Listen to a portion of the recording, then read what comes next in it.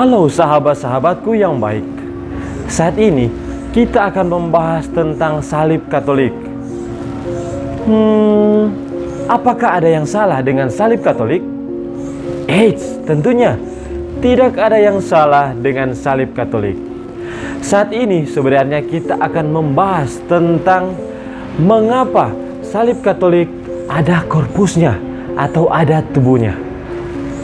Mau tahu jawabannya? Ayo ikuti penjelasan berikut ini.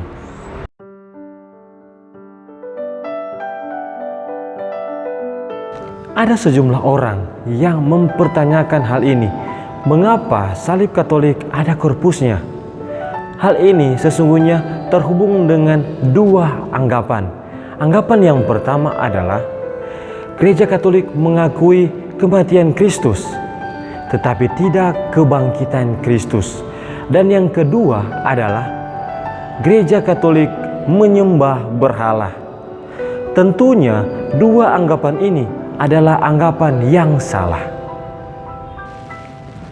Dalam syahadat atau pengakuan iman sangat jelas terlihat tentang Kristus yang bukan hanya wafat tetapi juga bangkit. Hal itu terungkap di mana kita melihat Kristus adalah Putra Allah yang tunggal. Dia dilahirkan oleh perawan Maria, dia menderita sengsara dan bangkit pada hari yang ketiga.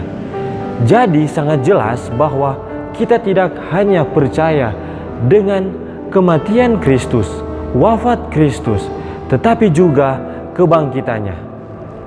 Dan yang kedua adalah Gereja Katolik tidak pernah menyembah berhala. Kita sebagai pribadi Katolik berusaha untuk menghormati pribadi Kristus yang ada di balik salib itu.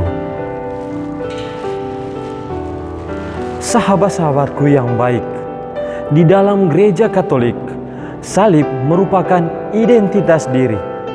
Seorang Katolik tentunya memiliki salib. Adapun keluarga-keluarga tertentu yang menyimpan begitu banyak salib, apalagi salib yang sudah diberkati oleh seorang imam. Kita dapat menemukan atau melihat salib ini di banyak tempat.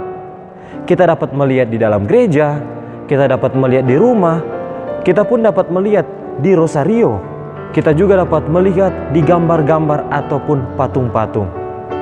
Ketika kita memperhatikan salib ini, sesungguhnya kita melihat bahwa ada perbedaan di mana salib yang ada korpusnya dengan salib yang tanpa korpus. Ada 4 alasan mengapa penggambaran Kristus dengan korpus lebih mengarahkan kita atau mengajak kita semakin menghayati ajaran iman. Yang pertama adalah korpus Kristus mengajarkan kita dan mengingatkan kita tentang nubuat para nabi, tentang Sang Mesias yang akan menderita dalam diri Kristus. Yang kedua adalah korpus Kristus mengingatkan kita tentang keadilan Allah. Yang ketiga adalah korpus Kristus mengingatkan kita tentang kasih karunia Allah yang tidak terbatas di dalam diri manusia.